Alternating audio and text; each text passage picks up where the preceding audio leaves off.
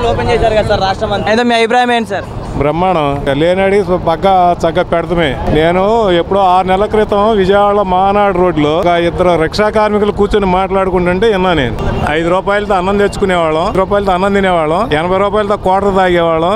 మాకు ఈ కర్మేంట్రా బాబు, ఈ కర్మేంట్రా ఆయన ఓట్లేసి గెలిపించాము. ఇప్పుడు బయట క్యారేజ్ తెచ్చుకున్నట్టు, లేకపోతే 100 రూపాయలు పెట్టి తినాలి, 150 రూపాయలు పెట్టి ముందాగాలి, మనం లాగే కూలి అంతా దీనికే సరిపోతుందని చెప్పుకుంటున్నారు వాళ్ళు. 6 నెలలు అప్పుడే అనుకున్న వెళ్ళిపోతాడని అట్టగే ఓడిపోయి. పేద ప్రజలకి అన్న క్యాంటీన్ల వల్ల మంచి జరుగుతుందని మీరు ఆశిస్తున్నారా? చాలా మంచి జరుగుద్ది. బోళ్ళంత మంది కార్యక్రమం రోడ్డు అమ్మడం నడిచేవాళ్ళు, వెళ్ళేవాళ్ళు, వచ్చేవాళ్ళు, పొరుగురు నుంచి వచ్చిన వాళ్ళు 100 రూపాయలు 120 రూపాయలు పెట్టి భోజనం తినకుండా 5 రూపాయలతో కడుపు నింపుకొని అన్నం పెట్టినోడిని దీవిచ్చి వెళ్తాడు కానీ ఎవడో తిట్టుకునే జరుగుతుంది. మళ్ళీ అన్నా క్యాంటీన్ పేరుతో దోచుకుంటున్నారు అని చెప్పేసి వైసీపీ అంటుంది కదా సార్, మరి మీరేమంటారు? ఎవరు ఇచ్చారు? వాళ్ళ జేబుల్లో డబ్బులు ఎవడన్నా 10 రూపాయలు ఫండ్ ఇచ్చాడా దానికి దోచుకుంటానికి? పోనాడు అక్కడుగుతానికి. ఇవాళ మా ఊరతను మా ఫ్రెండ్ ఉన్నాడు, అతను 10,000 రూపాయలు అన్నా క్యాంటీన్కి ఇస్తానికి వచ్చాడు, ఇస్తున్నాడు. ఇప్పుడు అట్లా దాతలు ఇస్తున్నారు, పెడుతున్నారు. ఆడి జేబులో డబ్బులు ఏమైనా ఇచ్చారా? గవర్నమెంట్ డబ్బులు కూడా చక్కగా వాళ్ళు ఉపయోగిస్తున్నారు. 5 రూపాయలు భోజనంతో అప్పని అతను 10 రూపాయలు తీసుకుని భోజనం పెట్టమనండి. దోచుకుంటున్నది ఎందుకు? దాంట్లో దోచుకోవచ్చు కదా. 10 రూపాయలు తీసుకుంటే రూపాయలకి ఎవడో దోచుకోలేడు కదా.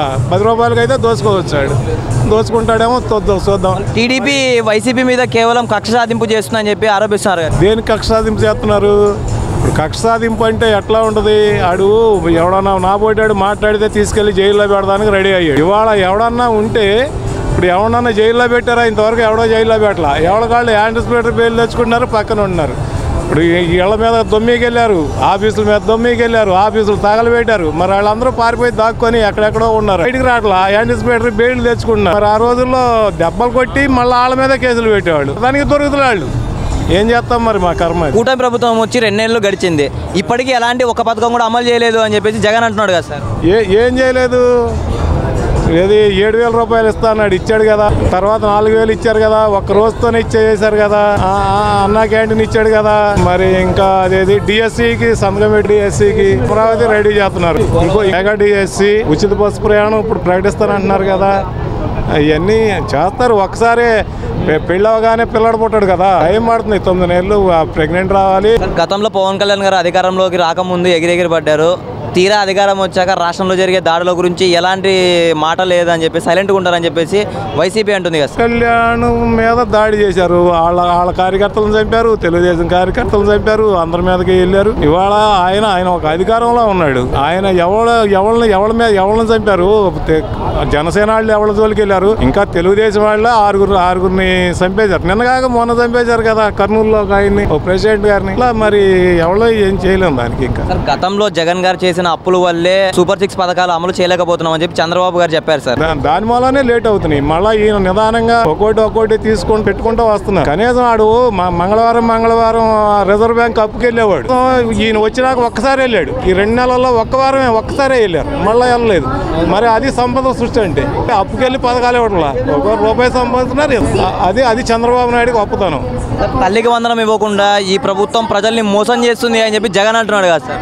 ఇస్తారమ్మా, అన్ని ఒకసారి ఎట్ట ఇస్తారు? మరి అన్ని అప్పులు చేసి వెళ్ళాడు. తను ఇవ్వాలి కదా. తను జనవరిలో ఎప్పుడో ఇవ్వాలి, తను జనవరిలో ఇవ్వలేదు కదా. ఇవ్వాల్సింది ఇవ్వకోకుండా తను పెండింగ్ పెట్టి వెళ్ళాడు.